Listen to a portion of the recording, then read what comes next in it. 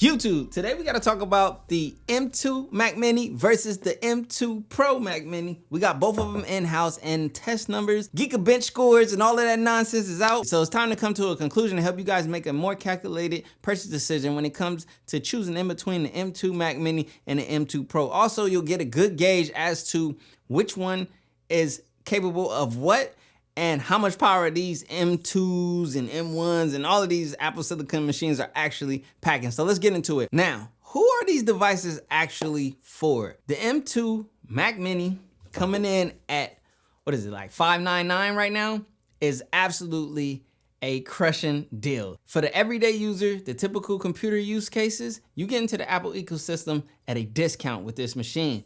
And if you're like an entry-level content creator, video editor, or whatever, and you just want to dibble and dabble and you're not really that serious, you can do it at an inexpensive cost with this machine. Now you can't do it, like get all crazy with it, but you can get your feet wet with the M2 Mac Mini. So keep that in mind. The M2 Mac Mini Pro is for those who know they need a little bit more power and who are going to need more in GPU cores, as well as just the ability to be able to configure it to do a lot more. As you guys are gonna see in these results, the M2 to the M2 Pro is very close, but in certain situations, the M2 Pro has that edge as to where you'll see it's more beneficial to you. But then there's also the reality that when you get into updating the M2 Pro, we start stomping on different computer territory. We'll get into that in a second. When it comes to the single core Geekbench scores on the M2 and M2 Pro, you guys are gonna see it's all in that same area of about 1900. But the true area of separation is in the multi-core scores. And that's when you're starting to do the heavy lifting and those more, extensive tasks, as opposed to just the typical, oh, I'm just browsing the internet, doing web calls, handling some spreadsheets, running my business, doing the typical day-to-day lightweight work that the average user would typically do. But when you start getting into that multi-core use cases, when you start really pulling on the CPU and asking for more, that's where the M2 Pro shines. So the multi-core scores, as you guys will see on the M2, is about what, 8,800 and some change versus the 12,000 score that you're getting with the M2 Pro. And that right there is a key difference. They look the same, they kind of talk the same, but they don't move the same, if that makes sense. Now, if we use another source such as Speedmeter, which kind of measures like web browsing on these devices, they're scoring around in the same 400-ish area. So there's really no big difference when it comes to web browsing between these two devices, period. And then we have another benchmarking house called Cinebench, which, as you will see on the single core, everything's about the same. They're both hitting around that 1,600 and some change, some odd scores. But when you get into the multi-core, that's where the separation is made. With the M2 only coming in at about what, 8,600 and some change versus the 11,000 and some change that you get on the M2 Pro. Now, here's something else to consider as well when you're trying to pick in between these machines. This is the hot topic on the web right now, is the SSD speeds. Listen, the M2 Pro is twice as fast. Why? Because it has twice as many chips. The regular M2 Mini base model 256, you're only getting one SSD chip in there, so you're only gonna get the speed of one SSD chip. With the M2 Pro, only because it comes with the 512 versus the 256, you're getting two chips, so it's gonna be twice as fast. Now you can take that same M2 Mini and upgrade it to 512 gigabytes of storage, but you're gonna pay an extra $200 for that 256 gigabyte edition. Now, unless it's necessary, unless your programs are gonna max out that 256 gigabytes, it's probably less likely that you would do this on the M2 Mini base model machine. But the option is there, and you have to consider the reality as to SSD speeds. Here's one thing we gotta realize. Apple used to give you multi-chips on the 256 models. They don't do it anymore. And also, we coming out of like a tech shortage. I don't know if the chips are being marked up. There's inflation. There's so much factors, and no one knows the true real reason. So just to throw, shade and try to blame Apple only, I mean, that's just how the cookie crumbles, I guess, in the world of consumerism and so forth. No one's gonna consider the back end. No one has the invoice spreadsheets. No one knows the imports, nothing. Everyone just says, hey, Apple is overcharging for this, or they are cutting back and slacking out and not giving enough SSD speeds. For me personally, I feel like anyone getting a base model with the base storage, with the base speed line, they're gonna be just fine. Now, to compare it to last model when we had a different economic situation, a different chip availability situation and so forth. It's just kind of like, you know, it's unfair and going tit for tat, and we're just looking for hot headlines to get clicks and views at this point. If it bothers you that much, then get an M1, right? And pay more. Okay. And the funny thing is that SSD cutback could be a part of the cost reduction. I don't know. It's just assumptions. There's so many assumptions that can be made. Just know this. If you want faster SSD speeds, but you only want the base model, you got to pay to play. Now, if you come in on the M2 Pro, you're starting off with a nice speed baseline of like what, 3,000 megabits, basically 3 gigabits per second versus 1.5 gigabits per second on the M2 Mini. Now, here's another reality that's gonna show a separation in between the M2 Pro versus the M2 Mini, and that's in the area of like Adobe Premiere Pro.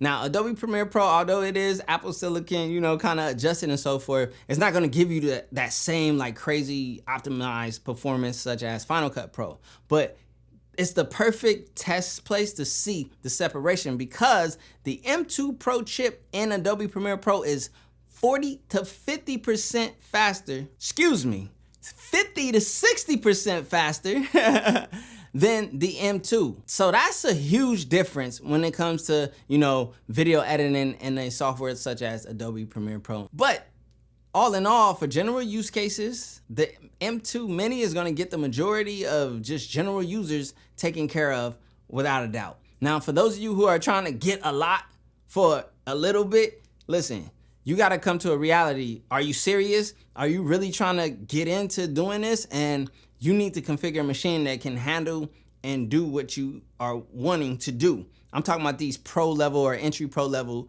consumers who are just trying to get you know, base model Mac Mini that can just do it all. It doesn't make sense. You're gonna need more storage, you're gonna need more RAM, you're just basically gonna need to upgrade, so you're gonna have to spend more, and then you start tiptoeing into higher end models, and at some point you just gotta make a decision as to where you wanna land. Speaking of decisions, let's take a look at Apple's website and let me help you guys navigate the cost structure and figure out what is an exact good build for you. Now, if you pull up right here, as you guys can see, for that beautiful entry-level price point of $599, you can get a base model Mac Mini basic computer that has so much power and can do so much more, well beyond where it's categorized. So PC users, PC builders, listen, you guys already know how it gets with custom PCs and you know, NVIDIA graphics and so forth. I mean, hey, y'all got it to a degree, but for those of us who are looking at this Apple ecosystem and aren't like worried about what's going on in the PC world and so forth, I mean, $599 for what this can do, this is blowing out a lot of PC counterparts for sure. And you guys got to even give props up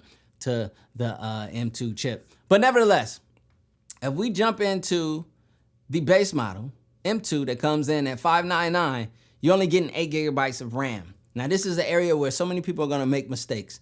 They're gonna think that, hey, I can just pay $599, I can start doing all this crazy stuff because they said how great Apple Silicon is. That's not true, because RAM is gonna be a bottleneck for some people. The majority of you just doing regular, you just browsing, listening to music, just doing typical computer stuff, you're fine. But for those of you who are trying to do, you know, some photo editing, some video editing, and you're trying to get away without updating your unified memory, mistake. So that's just for those people. For everyone else who's just typical, you just want a cheap, ideal Apple computer, you want to get an Apple ecosystem, you want to see what macOS is all about, $599 for you. Everyone else, you're going to pay more. Now, if you go 16 gigabytes of memory, that's a $200 upgrade.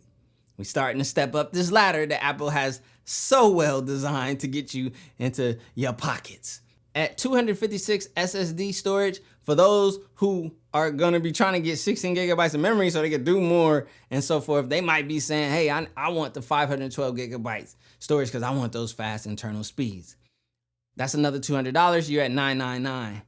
Now, here's something to consider. Yes, you can get external storage for an ideal price point using like enclosures and so forth. I've done this for years, but I've gotten to the point at my level, I'm just talking about me, to where I would prefer having a larger internal SSD and using that to edit off of, and then shifting all of that storage off of my internal onto an external, the slower ones that are larger in gigabits and a lot cheaper, but they're not for the use case of editing off of. Because if you want to edit off of a hard drive, you're going to need to build like an M.2 SSD enclosure with a Thunderbolt 4 cable or some super fast USB Type-C, like the latest 3.2 Gen 2, whatever it is.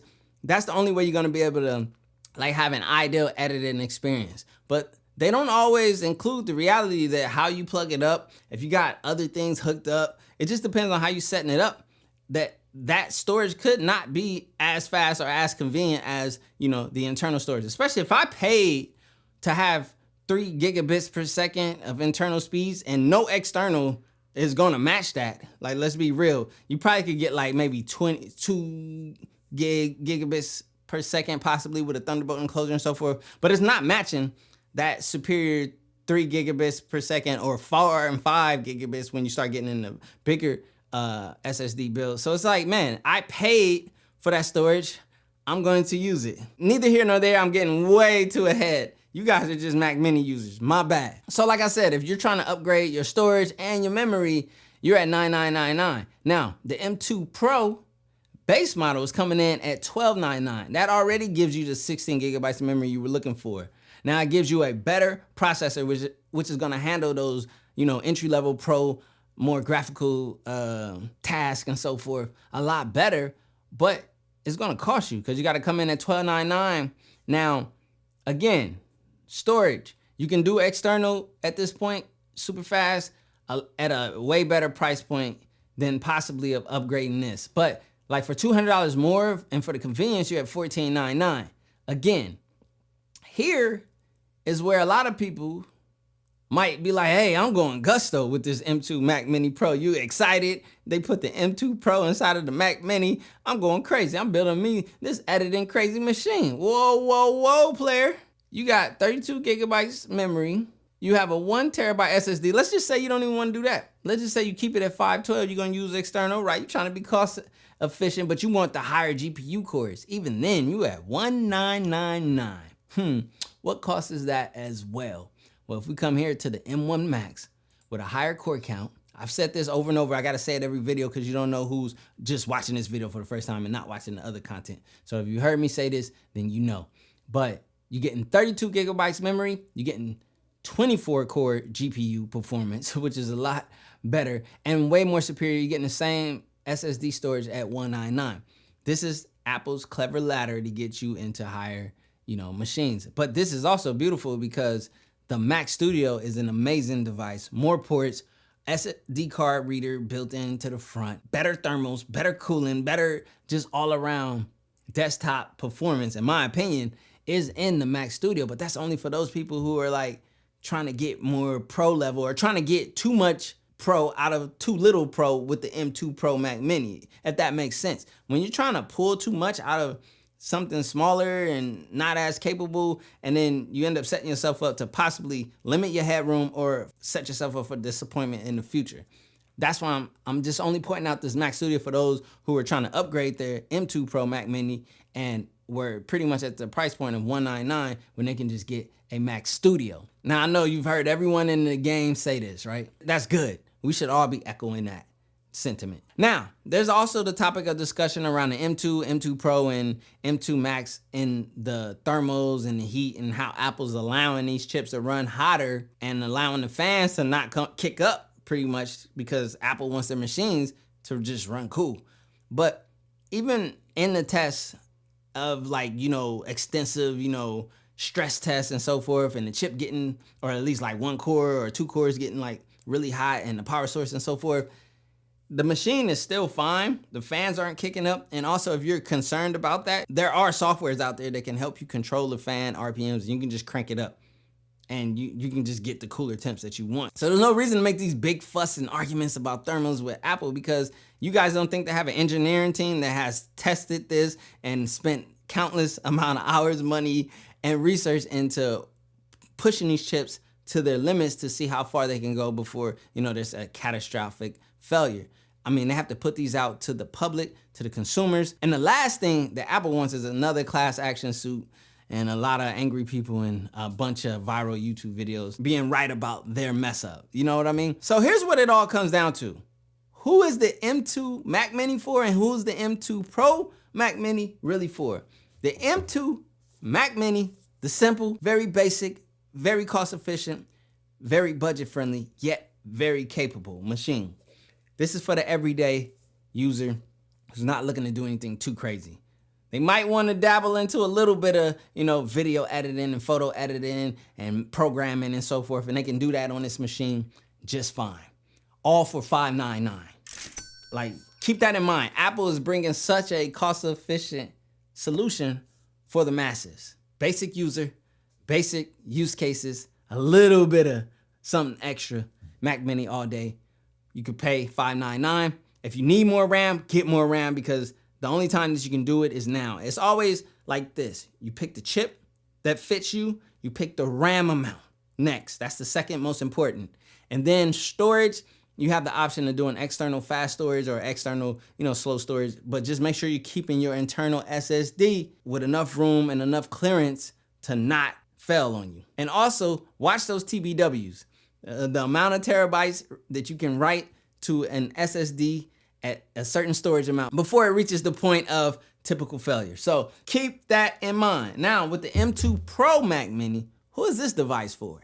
Because, $1299 starts to like dance in a couple other computers' territory. And honestly, at the base configuration, if we go back to base right here, you're getting 16 gigabytes of memory off rip, which is a W. That's probably the most amount of RAM that's typical for the majority of you.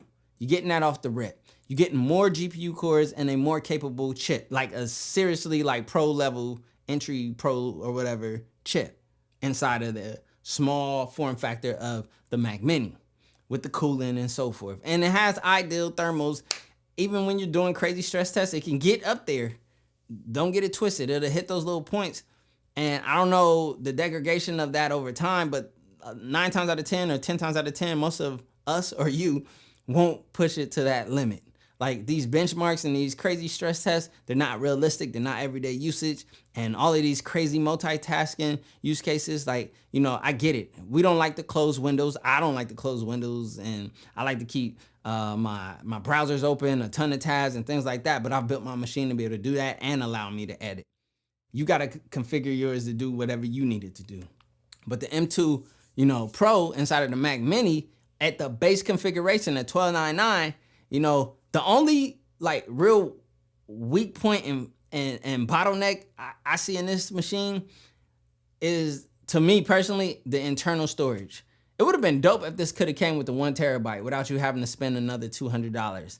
That would have been like fire. But hey, again, at $1299, 512 SSD, 16 gigs, it's like a confusing positioning, because it's like, who is the M2 Pro Mac Mini really for? And also at $700 more, you can get into the M2 Pro 14-inch MacBook Pro, but you're probably not looking at a laptop if you're looking at the Mac Mini. So there's just so many different ways that you can go with these offerings. Like Apple pretty much has a solution for every step of the way along the way, and at every price point and price budget. That's why it could feel a little complicated. That's why it could feel a little overwhelming, but it's actually quite simple. If you know what you need, if you know what you want, pick it, figure out the price point and the budget that fits you, and just stay within that. Oh, let me add this. So the base model M2 Pro is the bin chip. And I explained what the bin chip was in my previous video. Maybe I'll play a clip from there. So let me explain what a bin chip is real quick and as basic as possible. Basically, the M2 Pro is intended to be a 12-core CPU with 19-core GPU. And it has a certain benchmark of performance and standards to hit. The manufacturing of CPU chips is not perfection. And when that chip that is manufactured does not hit those benchmarks and those standards, then they will create a bin version. They will disable 2 cores, disable a couple more cores on the GPU, and sell it for a discount because it was unable to reach the standards and the benchmarks necessary in order for it to be sold at that 12-core, 19-core M2 Pro setup. So that's what you get with a bin chip. So that's the chip that you're getting at the base level. If you want the full M2 Pro chip in its full glory, you got to pay $300 more. And that's where, at that point, to me personally, yeah, I don't know. I don't know if it's worth it beyond just like doing like base configurations when it comes to the Mac Mini. I'm just saying, I don't know. I'm just saying, maybe. Again, I still can't pinpoint exactly where the M2 Pro falls other than at the base configuration. It's just an enticing price point to get like a Pro chip for the low. It's basically another place for Apple to package up their binned M2 Pro chip and sell it off. So if you're a M2 Mac Mini type of consumer, basic computer user, then save some bucks and roll with the M2 Mac Mini. But if you are looking for the cheaper cost of entry into the Pro moniker or the Pro, machines, then the M2 Pro Mac Mini is kinda it, but it's not all of it. Yeah, it's a tough decision. I hope you choose well, and I hope I help.